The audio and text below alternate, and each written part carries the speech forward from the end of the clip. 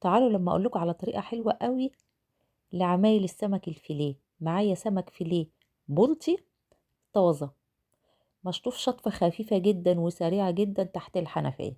وبعد كده هنجهز له تتبيلة حلوة قوي زيه كده.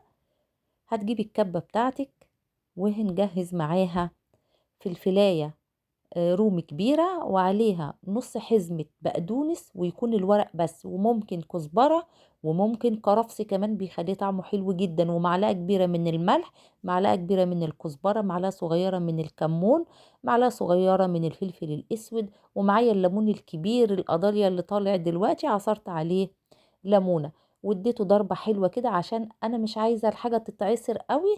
الخضار ده عايزاه يبقى حلو مكتل كده معايا، وانزله على السمك البلطي وهتبله بيه.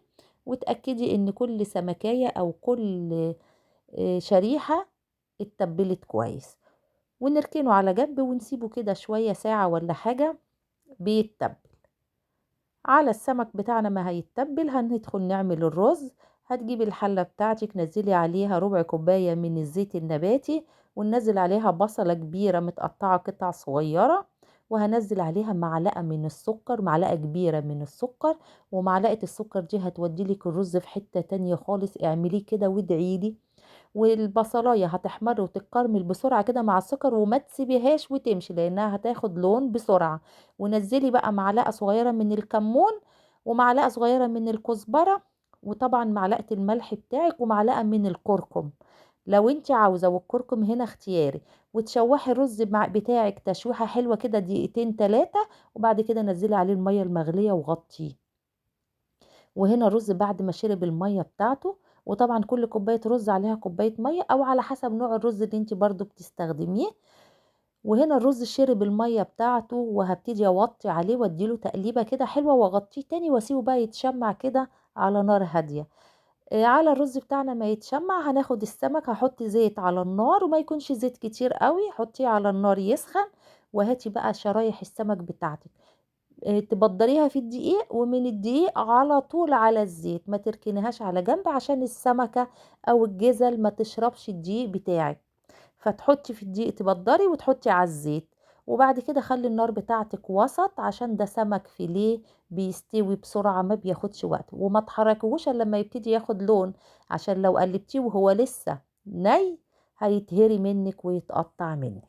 لحد بقى ما تخلصي الكمية بتاعتك، واديله بقى اللون اللي انت عايزاه، عايزاه على اللون الذهبي، عايزاه على اللون الاحمر، عايزه تغمقي تفتحي اللي انت عاوزاه لحد ما تخلصي الكميه كلها. نعمل بقى حبه سلطه طحينه حلوين كده. معايا كوبايه من الطحينه، عليها 3 4 معالق من الخل، وابتدي اضربهم جامد كده بايدي او بالشوكه او بالمعلقه لحد ما هتبقى عامله زي العجينه معاكي. هتنزلي عليها نص كوبايه من ميه دافيه، وممكن تنزلي بنص الكوبايه بالتدريج على حسب تقل الطحينه اللي انت عاوزاه. وحطيت عليه معلقه كبيره من تتبيله السمك اللي انا كنت ضربها في الكب. وزيني بقى بشرايح ليمون بشويه بقدونس بشويه خضره، طالع شكله حلو وريحته حلوه جدا. وقدمي معاه الطحينه، ونقدم بقى نجيب الرز بتاعنا بعد ما توطى عليه وشرب كده من على النار، وكل حاجة سخنة في سخنة، وأكلة حلوة جدا وأكلة في منتهى الجمال. والرز بتاعنا مفلفل، والحباية بحبايتها ومعلقة السكر هتوديه في حتة تانية. وما تنسيش تدعيلي دعوة حلوة، بس جربي معلقة السكر هتعجبك قوي. وقدمي بقى بالشكل اللي يعجبك والطريقة اللي انت عاوزاها. وسهلة بس جميلة. وما تنسوش اللايك والشير. وعايزين نشغل القناة ونحركها كده شوية. وكل سنة وانتم طيبين. مع السلامة.